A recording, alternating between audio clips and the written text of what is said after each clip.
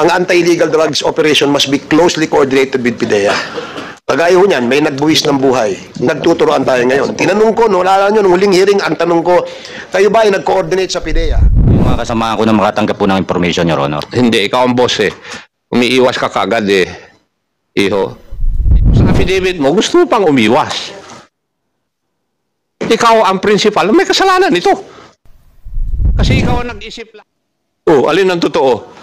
Magsabi kayo ng totoo.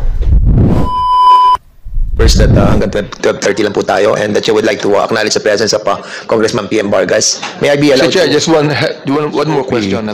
In your station or in your own thinking that those cars that are impounded can be used by the police people for any situation that you have. Is that an SOP? No, sir. No. I'd like to find out from Colonel Malinaw. Do you allow that to happen? No, sir. Because the subject vehicle, sir, is an object evidence from a previous crime filed by the said station. And that ought not be used, right? Yes, sir. It's under the purview of the court who handled And the therefore, case. even if they ask permission from the chief of police, still, they cannot use that. Yes, sir. Because it's impounded. Yes, sir. All right. So I'd like to find out what Attorney Owen De Luna will say about that. Yes, sir. They can be held liable. So therefore, I think that at this point in time, Mr. Chair, that something must be done to it so that it will not be repeated anymore. Because if we are conducting a hearing on this, and, DILG or the Philippine Nationals will still allow impounded vehicles to be used, what is the use of a hearing that we have right now? So therefore, you must act on this. Am I right? Yes, Your Honor. Therefore, Mr. Chair, act on this. Act on this. Colonel Malinaw. Yes, sir. After this. Right now, act on this. Yes. Right now, make a memorandum that you cannot use impounded vehicles. Yes, sir. Am I right? Yes, sir. Thank you, Mr. Chair. So much before I recognize Congressman Barbers and Congressman Acop for the last interpellation. PIDEA, can you kindly confirm to us kung yung pangalan ni Balot ba yun? Ang pangalan? Brian Laresma? Brian Laresma is included doon sa PIDEA list? Para lang at least, kasi the reason why we invited you is to confirm on the status, no? With regards dun po sa subject po ng bypass, si alias Balot, Brian Ledesma, wala po siya sa listahan po ng PIDEA. And also the time that they have coordinated with the PIDEA was from 7:45 of May 28 to 7:45 of May 29. Is that correct? Yes, sir. That is the supposed time of operation, sir. Approved. Yes, sir. Or Approved. approved time Of operation. Yes, Yes, sir. But they operated prior to that confirmation. Yes, sir. Yeah, because late sila nag-apply. Yeah, okay. Anyway, confirm na po yun. No? So, NBI, about din sa autopsy. Ano po nakita po ninyo doon sa cadaver? Good afternoon. The autopsy submitted by our medical legal officer, Dr. Melissa Gatchalian, stated on the second page of the medical legal report that the cause of death is a gunshot wound, thigh right. Your Honor. Yeah, gunshot wound. Sa kanang thigh po. At ano yun, loss of blood. Yes, Your Honor. So can you kindly have you have this kind of procedure na you can find out how many hours ang na-involve na how many hours hindi yung pag-ubos ng dugo niya. Yes, ilang oras ka dapat maubusan ng dugo bago ka mamatay. So, because very crucial pong yung panahon na yun that they have said that dinala sa ospital nung alas 7, tapos namatay siya nung 7:09 So, do you have that kind of knowledge of how to measure yung time of loss of blood in relation to the death of that person? Your Honor, considering that I am not a medical legal, I am not a doctor, but I believe that hemorrhagic shock will cause an immediate loss of life of an individual when he sustained a wound that will immediately cause a very bad loss of blood. Then he will surely die. If he will not be subjected to an immediate medical intervention, Your Honor. Okay, sige, since hindi po kayo yung doctor na siguro, sino ba nagdala ng nung kay Brian doon sa ospital? Sino nagdala? Si De Chavez, no? Saka si Carpio, saka si Trinidad, di ba? So from the time na from the bridge, so dinala nyo doon sa district hospital, di ba? Meron kasi isang hospital doon eh, yung San Juan Hospital, Doctors Hospital, na 2 kilometers away. Pero dinala nyo siya doon sa 4 kilometers away. Why? Ano reason doon? Doon magdala sa public hospital. Unang-una po ay sa private po ay may kalimitan po ay iniintay nila yung immediate family sa yung mga other requirements, Your Honor. Pero nakita nyo naman yung di ba, yung victim na nandoon na umaagos ng dugo, ganun. Opo, sir, pero naglagay ba kayo ng first aid na tinakpan nyo yung kanyang paa o whatever? Si Patrolman Carpio. Paano yung dugo niya? Talagang umaawa or something like that? Tinakpan po ni Patrolman Carpio ng kanyang kamay. So how many minutes away from the bridge na nakarating kayo sa ospital? More or less 10 minutes, Your Honor. 10 minutes. And it's like 4.5 kilometers. Yes, Your Honor. Di ba? 4.5 kilometers, 10 minutes. And I was wondering, dapat pag ganun kasing emergency, di ba? I mean, dapat ang dala nyo doon sa pinakamalapit na eh. Doon sa San Juan Doctors Hospital, doon nyo sana dinala. Imbis na dinala nyo sa San Juan District Hospital. 2 kilometers is so crucial in the life of that person. Di ba? Kasi nga nag-aantay kayo ng oras eh. Well, I really don't know. Let the court decide on that. But in here, what we wanted to find out is siguro before that sige, maglalas ako doon sa mga victims Congressman Barbers, you have the floor. Thank you, Mr. Chairman. Mike Silang po ito. Just wanted to redirect the direction of the committee when we finally write our committee report. Mr. Chairman, nakita natin dito sa insidente ito at ito hindi ito ngayon lang nangyari. Maraming lapses in the operations, maraming omissions in the reporting, at higit sa lahat, maraming illegal na ginawa doon sa operations na ito. Number 1, gumamit sila ng vehicle na parte ng ebidensya ng isang krimen na nangyari, which is a clear violation. Number 2, may nagtanim ng baril at saka nagtanim ng droga. Apparently, this is what's coming out from the affidavits executed by the Philippine National Police members. Number 3, there was a clear omission of the facts and the truth in the conduct of this operation. Kasi gumawa sila ng bagong narrative eh. Gumawa sila, pinilit nilang maging legal yung isang illegal at hindi tamang operasyon sa anti-drug, illegal drugs operation. So, pinakamabigat dito, syempre, yung planting of evidence. Ito, hindi lang ito nangyari dito sa Laguna. Marami ng instances where this planting of evidence was being used to justify an illegal, anti-illegal drugs operation. Ano ang punto ko, Mr. Chairman? My point is that when we write this committee report, we should clearly state that all the commanders of the Philippine National Police, from the regional director down to their provincial directors, down to their ACPs, is that what they call it? The area commanders? O the APCs, no? Dapat very clear, sabihan ninyo ang inyong mga patrolman, ang inyong mga master sergeant, ang inyong mga tao sa ilalim ninyo na bawal gumamit ng ebidensya na naka-impound sa kanilang area. Bawal mag-planting ng ebidensya, which is, I think we should really insist on this Continuous education na lang. Kasi meron pong matitigas ang ulo na alam naman nila na illegal magplanta ng ebidensya pero ginagawa pa rin nila. For whatever motivation, we don't know.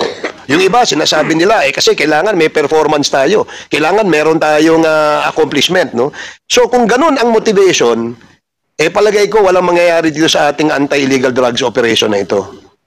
Mauubos ang ating kapulisan. Walang maiiwan. Marami hong matitinong pulis. Iilan lamang yung mga bugok dyan. Iilan lang yung mga scalawags dyan. And I'm sure the top commanders are doing something about this. But again, as I stated earlier, hindi dapat mawala ng accountability yung mga tao na lumabag sa batas at higit sa lahat, kumuha ng buhay ng isang tao. Yan no, I hope, Mr. Chairman, that in the crafting of our committee report, this particular issue must be given a profound attention in this committee report for the reason that this should never happen anymore.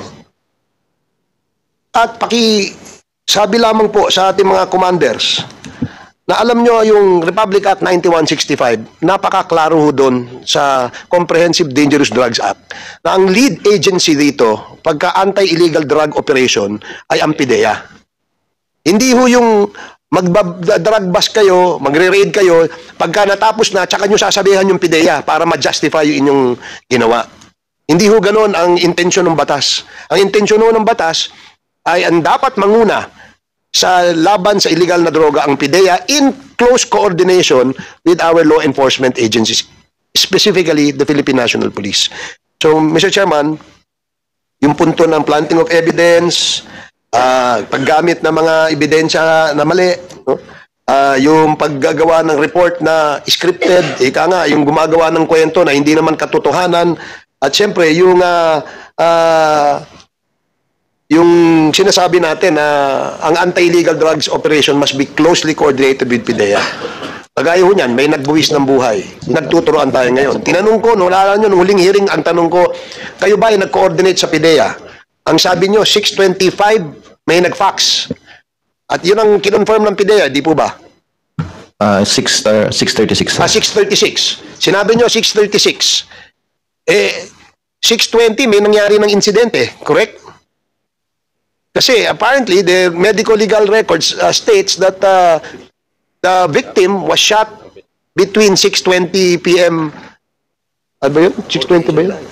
6:36 yung fax message eh. 36. The message was sent 6:36 p.m., correct? Yes po, Your Honor. 4:25, base dun sa video pinakita ni Chairman, na papunta na doon yung green na kotse at saka yung pulang kotse. Nagkaroon ng insidente at 6:20. So lahat natapos na prior to the reporting or coordinations with PIDEA. So that was a clear violation of the law. So I hope this will become an institutional educational program for all police personnel, lalo na po yung mga nag-i-implement na mga nasa ilalim. So the commanders will be tasked and must include this in their daily briefings if that is necessary. So, Mr. Chairman, having said all this, I do hope that in our committee report, this will be profoundly stated in this committee report. That's all. Thank you, Mr. Chair. Thank you, Chairman, sa presence of our friend, Congressman Kit Flores, and Congressman Plato. Ay, si Congressman Plato, our friend. So, dito na po ang ating Congressman, Chairman ng Transportation, Congressman Akop, our spiritual advisor. Okay, you are recognized. Thank you, Mr. Chair. Sergeant Macaraig. Yes, sir. Ikaw bang head ng DEU ng San Juan Police Station? Yes, sir. O ikaw ang head? Team leader, Your Honor. I beg your pardon? Team leader po, Your Honor. Hindi. Yung opisina na DEU ng San Juan Police Station, sino ang boss doon? Bali, sir, ako po ay Intel PNCO kasama po sa DEU at saka sa Warrant PNCO po, sa senior officer. Walang opisyal na assign doon? Dati po, sir, ay meron, kaso kailangan po ng approval pagaling sa PIDEA ng DEU. Ay narilib po yung dati naming deputy, kaya wala pa pong order yung bagong deputy po, Your Honor. So, ang ibig mong sabihin, dadalawa lang opisyal ng San Juan Police Station, yung Chief of Police at saka yung Assistant Police Chief? Bali po, sir, may dumating, nung una po dadalawa po, tapos may dumating pa pong kapitan na babae po, Your Honor. PD, why is that? Sila ng operation, hindi pinapaalam sa Chief of Police? Ano? Hindi po, sir. Hindi. So, dapat ipaalam. Sir. Ito bang operation na ito, pinaalam ninyo sa inyong Chief of Police? Your Honor, after po nung Sagutin mo yung tanong ko. Ang tanong ko sa iyo, ito bang operation na sinagawa po ninyo ay ipinaalam mo muna sa iyong chief of police bago nyo ginawa yung operation. Importante yun eh. Hindi po, Your Honor. Hindi. So, ibig mong sabihin, ikaw mismo ang lahat ng nagdesisyon na gagawa kayo ng operation laban kay Brian Laresma. Ikaw lahat. Yes, sir. No, Ikaw ang nag-isip lahat. kasama po yung mga kasamahan ko na makatanggap po ng information, Your Honor. Hindi, ikaw ang boss eh. Umiiwas ka kagad eh. Iho. Ikaw ang boss ng DEU. Di ba? Yes, sir. So, ikaw ang dapat nakakaalam lahat ng operation ng DEU. Fact, kasama ka nga sa operation eh. Nandun ka sa area. Tapos sa affidavit mo, gusto mo pang umiwas. Ikaw ang principal. May kasalanan ito. Kasi ikaw ang nag-isip lahat eh. Yung unang istorya na tinanong ni Chairman Abante, ikaw ang gumawa nito. Ang presumption ay ikaw ang gumawa ng istorya na yun. Tama? Yes, sir. Yes. Ikaw ang nagplano. Nung may nangyari, ikaw ang gumawa ng istorya. Pero dito sa affidavit ninyo, hindi pa rin ako kontento na nagsasabi kayo ng totoo. Kasi, hindi nyo sinasabi sa akin, o dito sa committee na ito, yung sino talaga yung asset na nagsabi na nandun na si Brian Laresma doon sa lugar. Yung kapatid ba ni Sergeant Trinidad o yung sinasabi ni Sergeant Perez na asset niya na hindi naman yata dumating according to my information? Alin ang totoo? Yung asset po na sinasabi ni Sergeant Perez. Ha? Yung asset po na sinasabi ni Sergeant Perez, Your Honor. Sino yung asset na sinasabi ni Sergeant Perez? Iba ba siya doon sa kapatid ni... Sino na yung investigador? Ni Franklin Trinidad? Iba pa po, Your Honor. Iba. Hindi ba ang kwanis... teka, nagsabit na ba kayo ng pangalan ng asset pala? Submitted na po, sir, with the COMSEC, sir. Yung official siya na asset. Yes, sir. Na-interview mo na ba, Hepe, ay PD? No, sir. Eh bakit hindi nyo tinatanong kung totoo yung sinasabi ng mga taga San Juan? Sir, we just called the records coming from our intelligence branch, yung S2 namin. Yeah, but Yes, sir. when you, kung yung mga tao mo sinasabi na yun ang asset nila, nakausap ni the late Brian Laresma, bakit hindi nyo i-verify kung totoo? Kasi nagtataka ako, bakit napasama ka agad sa istorya yung kapatid ni Sergeant Trinidad? Yes. At nandun sa mga affidavit, dito na nabasa ko, yung kapatid ni Sergeant Trinidad kumukuha ng basura doon kay Brian Laresma allegedly. Pumasok sa affidavit yun eh. Kung babasahin mo yung bagong affidavit na binigay. Oh. Kaya ko tinatanong, sino talaga yung asset na ginamit? Kasi ang iniisip ko, yung asset na totoo, hindi dumating. Ang tumawag ang nagsabi na nandun si Brian Larenas ay si Franklin Trinidad. Oh, alin ang totoo? Magsabi kayo ng totoo. Hindi nyo, kulang itong affidavit ninyo eh. Kung bubuuin ko yung istorya, wala mga ito. Sino? Kasi kung hindi, mapipilitan kaming ipatawag yung asset. Hindi kayo magsasabi ng totoo? Sergeant McRae?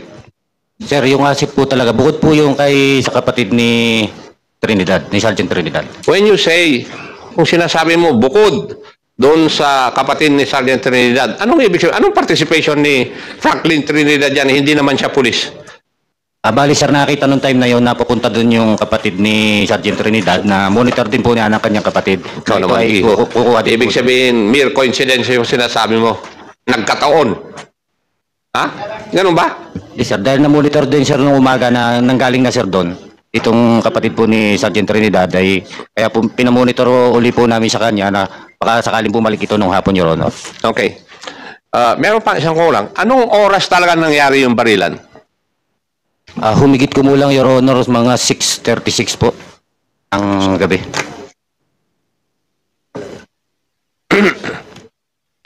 At ang tunay na nangyari, dumating yung kayo, nakasakay sa green na sasakyan, nakita kayo ni Brian, tumakbo siya, binaril mo naman, Sergeant Perez, di po ba? Kaya ang tama niya, sa likod ng paa. Tama. Kasi yun naman ang istorya talaga eh. Pero, ang ginawa ninyo, gumawa kayo ng paraan, kagaya ng sabi ni Chairman Barbers, nung nabaril nyo siya, ginawa nyo ng paraan na maging legitimate yung operation ninyo. Kasi magmula sa umpisa, mali na eh. Diba, Sergeant Macraeg? Tama? Kaya nagtataka ako, 636 din yung pag-receive ng PDEA ng inyong coordination. Paano nangyari yun? Sino nagpadala ng coordination sa PDEA? Kasi through fax ba yun na PDEA yung coordination nila? Yes po, sir. Through fax po. So, eksakto yung oras ng pag-receive po ninyo? May I be corrected, sir? Email po pala. Email. So, eksakto yung oras ng pag-receive. Nandun yung time eh. Yes po, sir. Yes. Kung 6:36 ang pag-receive ng PDEA doon sa inyong email for coordination, 6:36 din, sabi ninyo sa inyong mga affidavit, pagsagot nyo sa akin na nangyari yung barilan, paano nangyari yun?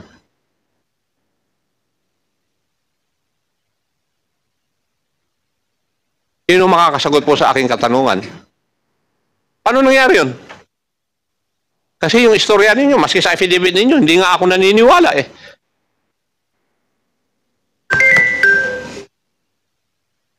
Hindi ako naniniwala. Ha?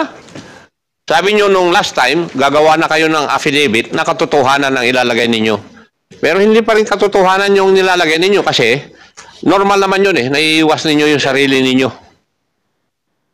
Kasi yun eh, normal instinct of self-preservation. Pero nangako kayo dito sa committee na ito na sasabihin nyo na yung buong katotohanan. Yung sinasabi nyo katotohanan, kulang po eh.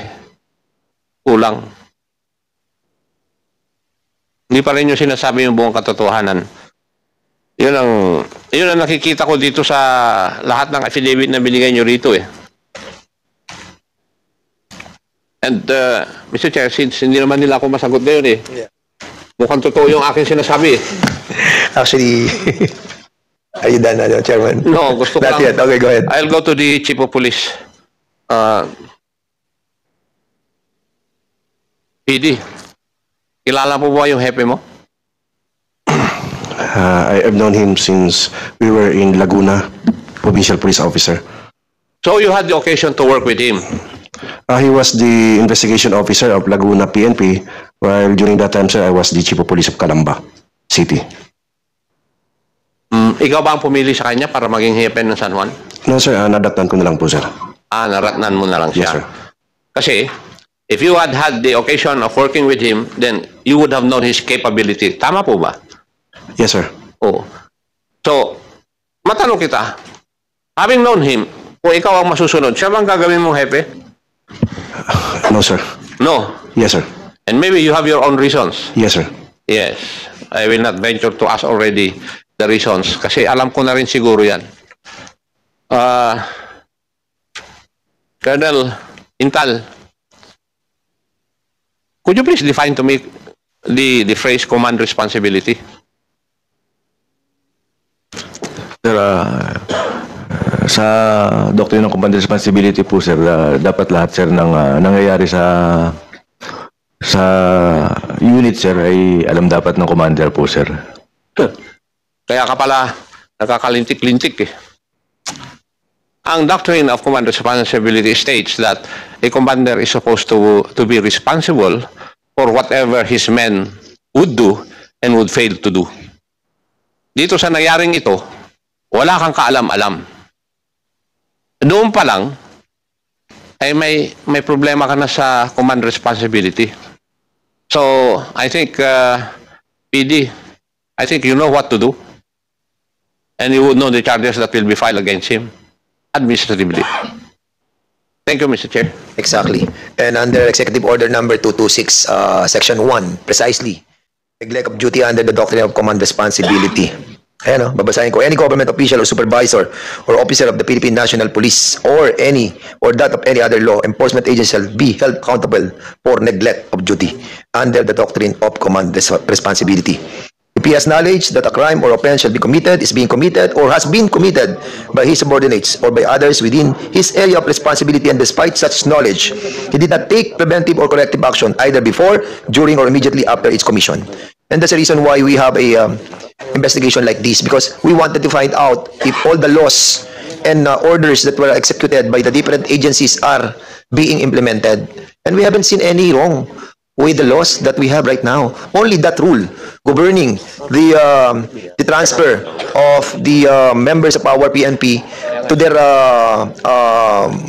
place of where they were born. Yun yung ating tinitingnan ng mga advantage and disadvantages, and would like to direct the PNP, especially Chief PNP Marbil, na sana po ma-consider yung mga ganitong mga klase ng transfer of power PNP. I think it's high time that we have to review that ruling of the PNP. Kasi pag binabasa ko itong Executive Order number 226 saka yung 9165 ba yan? Wala akong masyadong makitang need to be amended It's more of the implementation of the law Strict implementation and the guidance of the superior of the areas. Nasa inyo nasa leader nasa hepe nasa PD, nasa RD Di ba? Encouragement to accomplish a lot of things but in a right way. Di ba? Sabi ng Presidente, labanan natin, lagi natin labanan ang mali at masama at lagi nating ipagtanggol ang tama at mabuti. So, yun ang sinabi niya. So, lastly, dahil mag-start na po yung ating second issue,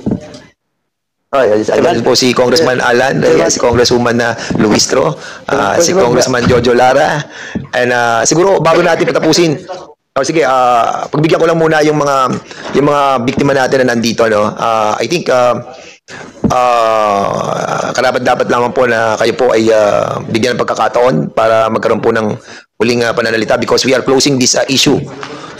We have already tackled a lot of things, and basically we have found out that there are certain elements of our PNP organization that committed a grave abuse of authority, and I know that the PNP will do their part in order to merit the right penalty. Sige, sa mga manifest si Kong Karaps may manifestation si Congressman Karaps. Sige.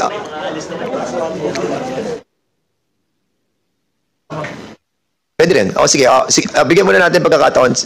You want to say something sa ating pong mga biktima? Wala na po ba kayong sasabihin before we end? Because we will put a closure on the issue of San Juan. And I hope that, kasi alam nyo, sa totoo lang, ang dami namin hihiring dito na hindi namin mabigyan ng closure kasi nga, sa dami po ng mga resolutions and bills that we have to discuss, we need to close this one. So kung meron po kayong sasabihin, this is your moment, please. Ayan, gusto ko lang pong magpasalamat sa komitibang ito sa pagdinig po sa kaso po ni Brian Laresma. At lumabas po ang katotohanan dito po sa pagdinig na ito. At sana po, ang pakiusap lang po namin dun sa mga PNP, wag nyo na po sanang kausapin si Brian tungkol sa mga kung ano-ano mga salaysay. Mayroon na po kaming sariling attorney, Adrian, mayroon na po kaming sariling attorney na sila na po ang sasagot sa lahat ng query ninyo. Yun lang po, at maraming salamat po, at sana po ay makamit din namin ang katarungan pagdating sa korte. Self-said, lagi po nating mahalin ang Pilipinas at mahalin ang mga Pilipino. Anyway, all right. So, Congressman Caraps, you have last manifestation, and after this, we will be suspending the hearing for a few minutes. For those who are not involved on the Pogo issue, you can leave in a while, and then those who are the reserve speakers for the Pogo are invited to go inside. Okay, Congressman Caraps. Chairman, last na lang, Chairman. Kasi, Chairman, medyo nakakalito lang because the name, yun nga, sinabi ni Chairman Akop, but of course, it's up to the investigation of the provincial director, no? And of course, the IAS, with regards to the person named Franklin Trinidad, because during the previous hearing, as I have observed with Sergeant Trinidad, when asked about when you presented, no, as some data with regards to a certain Franklin Trinidad, and he confirmed that indeed it was his mother, medyo may mga ano doon na parang pinagtatakpan. Now, ang problema dito, Mr. Chairman, yung question of the theory that Chairman Akop raised a while ago, that question of the presence of the asset or this certain Franklin Trinidad is being used by the police. Now, that's number one, Mr. Chairman. And second, Mr. Chairman, yung question of yung kay Colonel, no, yung sa Chief of Police.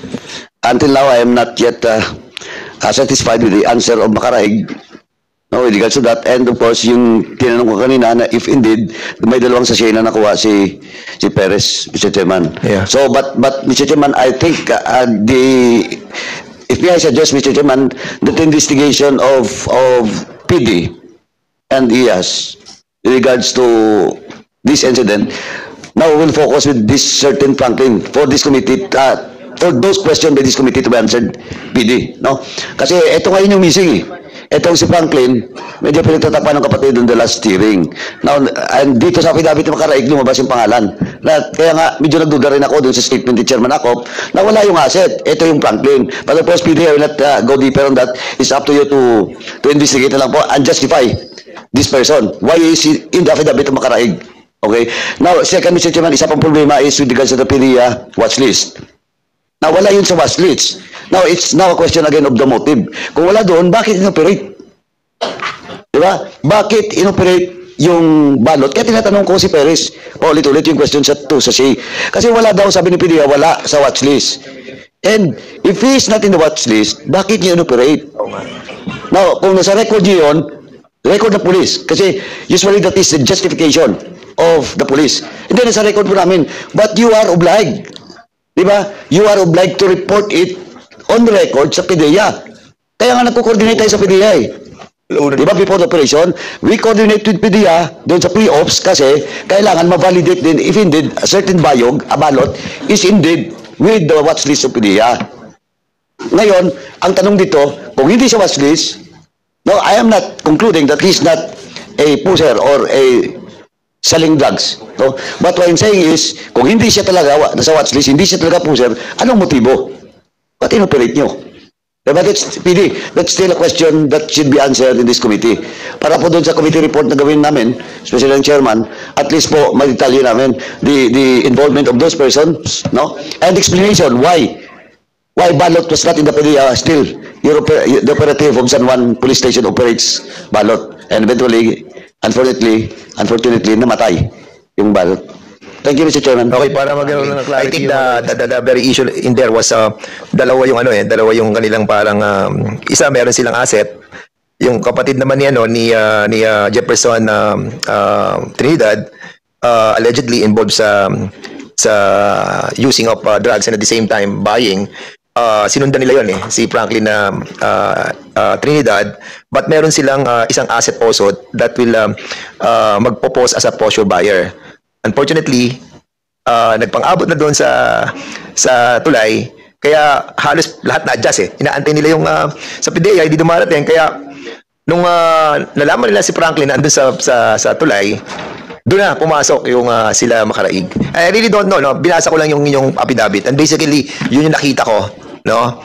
And yun nga yung sinasabi ko kanina, yung involvement nung kapatid, because they were assigned doon sa munisipyo na kung saan merong pamilya, merong mga kaibigan, and basically yung procedure ng PNP na ibalik sila dahil nga nakakatipid tayo, tapos nagkakaroon ng sama-sama yung mga pamilya, but in here na-involve din yung feeling doon sa criminal activity nung kanyang kapatid. Somehow nagdaan tayo ngayon doon sa batas or sa ruling ng ating PNP on how to deal with this. Di ba? Kaya nagkaroon ng ganong emotion si Sergeant Trinidad, and that have to be corrected by the PNP. Dito sa inyong executive order or whatever ruling the PNP have, kailangan nating ayusin to. So, I hope that the organization of the PNP will be submitting to this Congress some new procedures on this policy that are being implemented by the PNP organization. I think we have served our purpose. The committee have find out that there are certain